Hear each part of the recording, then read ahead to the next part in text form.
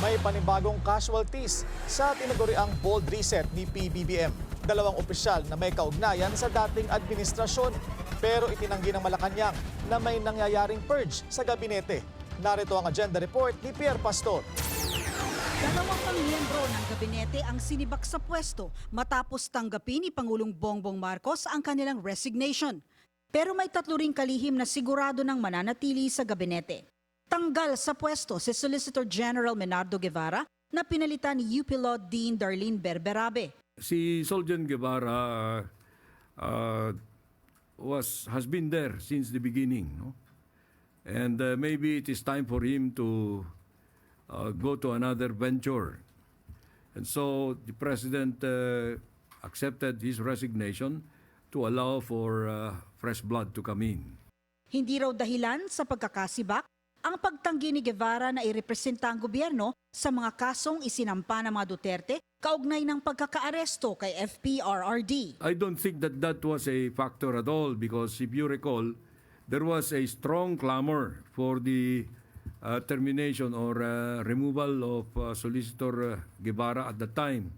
He and the President had a conversation about this and the President respected his ethical decision to recuse. Tinanggal din bilang chairperson ng Commission on Higher Education si Prospero de Vera na pinalitan ni Commissioner Shirley Agrupis.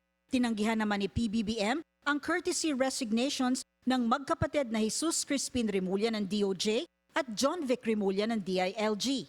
Mananatili rin sa gabinete si Defense Chief Gilberto Teodoro.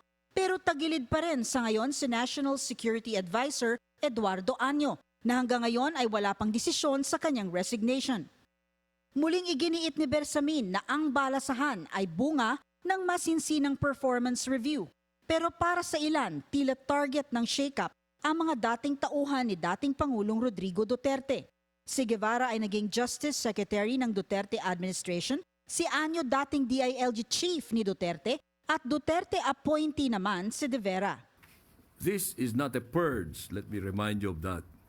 This effort is the President's commitment to a government that works fast, delivers results, and meets the expectations of the Filipino people.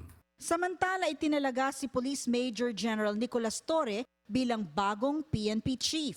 Siya ang kauna-unahang miyembro ng Philippine National Police Academy na nasungkit ang pinakamataas na posisyon sa PNP. Tradisyonal sa PNP na ang naa-assign na hepe ay galing sa Philippine Military Academy. May paliwanag dito si Bersamin.